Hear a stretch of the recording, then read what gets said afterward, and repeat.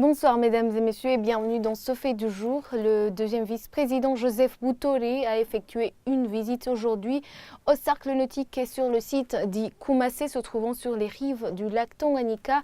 Il voulait se rendre compte de la pollution qui menace ce lac. Il a pu voir par lui-même que des déchets non traités se déversent directement dans le lac.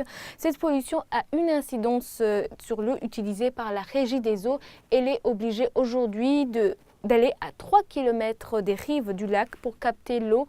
Le vice-président Joseph Boutore promet des mesures pour corriger cette situation. Le reportage de Sheila Irambona.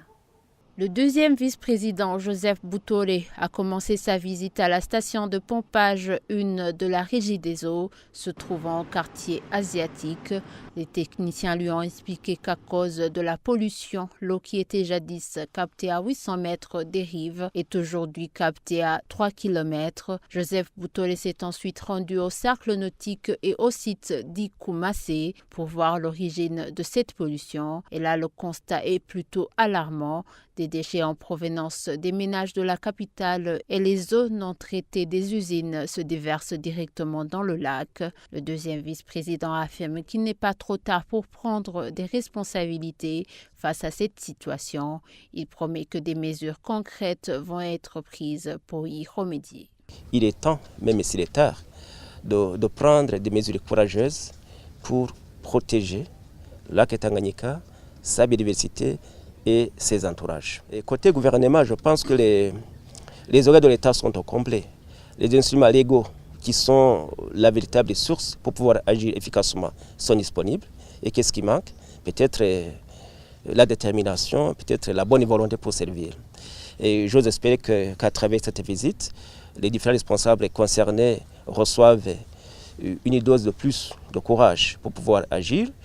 Et très rapidement, ça c'est sûr, des mesures concrètes devraient être prises pour arrêter ce qu'on vient de voir ici. Une étude faite cette année sur le lac Tanganyika par l'Observatoire burundais de l'eau et de l'assainissement a fait le même constat quant à l'origine de la pollution de ce lac. D'après Tarsis Ndaïdze, un des spécialistes qui ont fait l'étude, une réelle implication de tout le monde est nécessaire pour la sauvegarde du Tanganyika. Nous devrons, nous tous, être sensibiliser, éveiller, prendre nos responsabilités. Moi, comme Tarsis, dans mon ménage, voir est-ce que les ordures ménagers, où est-ce qu'ils vont? Est-ce que je suis abonné à une maison qui collecte les déchets ménagers? Ça, c'est un. Est-ce que je suis raccordé à des centres d'épuration? Est-ce que l'industrie est raccordée? Est-ce que l'industrie fait des pré-traitements? Est-ce que l'industrie est raccordée à des centres d'épuration? Est-ce que ces centres d'épuration sont fonctionnels? Donc, les responsabilités sont à des différents niveaux. Niveau individuel, niveau ménage, niveau industrie, niveau gouvernement.